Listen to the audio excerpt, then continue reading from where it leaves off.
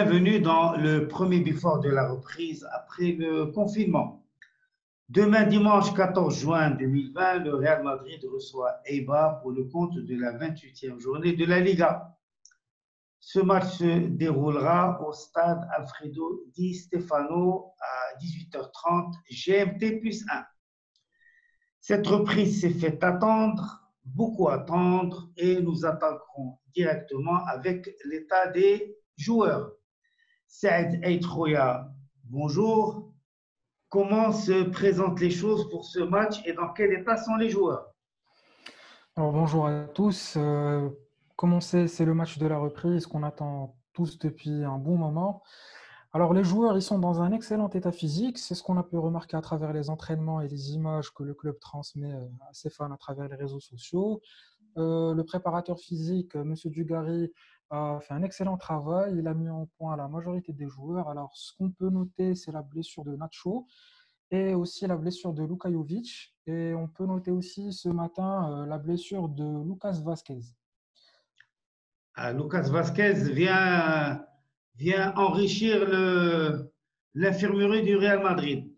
En Alors, effet. justement, pour la préparation du Real Madrid, je crois savoir qu'il y a une préparation spéciale. Oui, oui, en effet. Alors, il y a eu une préparation style Coupe du Monde. C'est l'avantage d'avoir l'ancien préparateur physique de la sélection de France.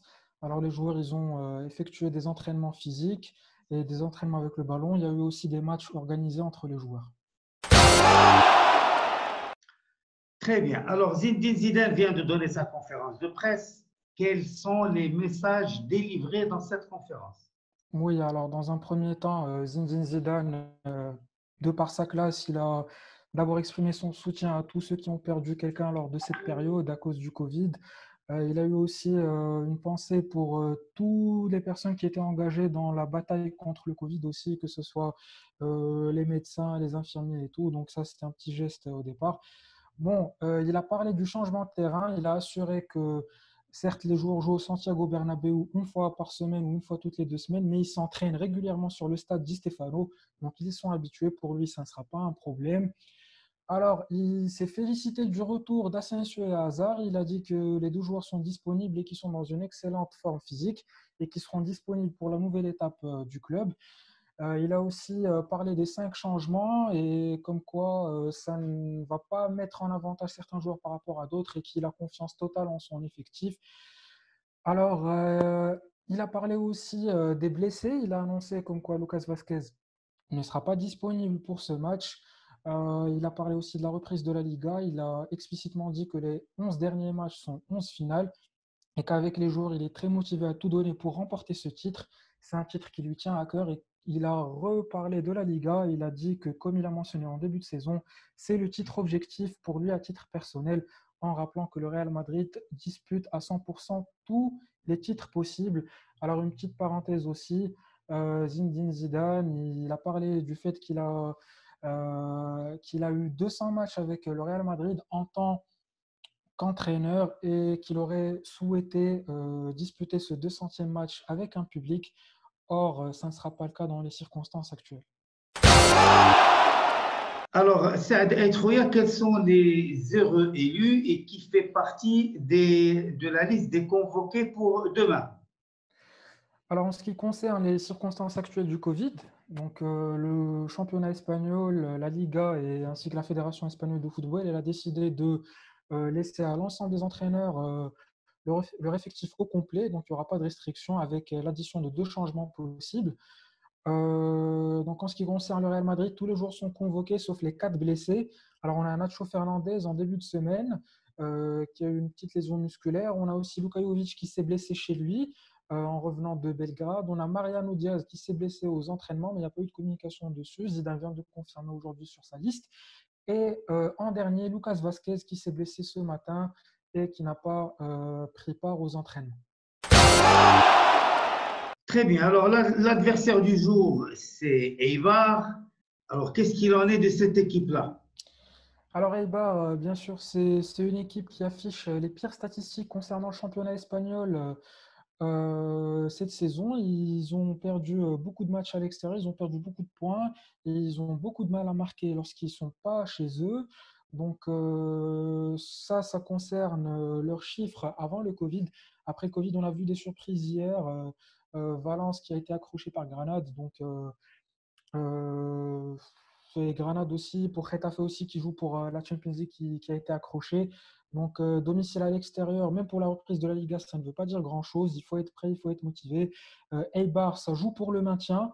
Ils ne sont pas très loin de la zone de relégation. Ils savent qu'ils ont encore 11 finales pour rester dans le championnat espagnol.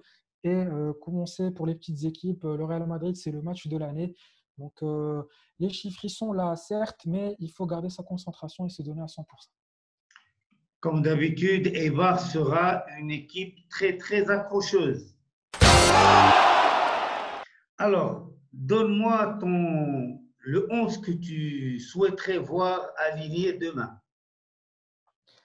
Bon, alors personnellement, le 11 que je souhaite voir, c'est Thibaut Courtois, Dani Carvajal, Sergio Ramos, Raphaël Varane et Mendy, Ferland Mendy, pardon.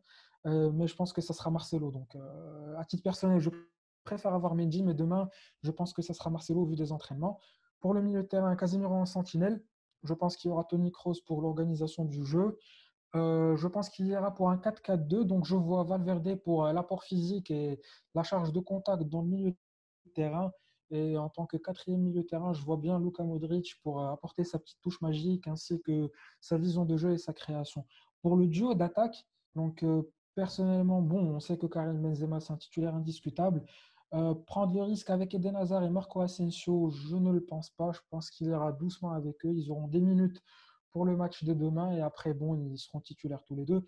Sinon, je pense que Vinicius Junior, il sera titulaire demain pour lui donner confiance, pour le récompenser de son classico et aussi pour pouvoir créer beaucoup d'occasions parce qu'on sait que c'est un terrain qu'il aime beaucoup. Lorsqu'il est venu au Real Madrid, il a joué avec la Castilla, il jouait que sur Di Stefano, on voyait les vidéos, il régalait en fait, donc je le vois bien titulaire demain. Très bien. Alors, quant à moi, je vais vous donner le mien. Courtois dans les buts. Carvajal, Ramos, Varane, Marcelo. Modric, Casemiro, Kroos. Et je vois bien le trio dont j'ai parlé. Hazard, Benzema et Vinicius. Ce before est maintenant terminé. Il ne reste plus que la victoire du Real Madrid demain au stade Di Stefano. À la Madrid et la Damas. À la Madrid.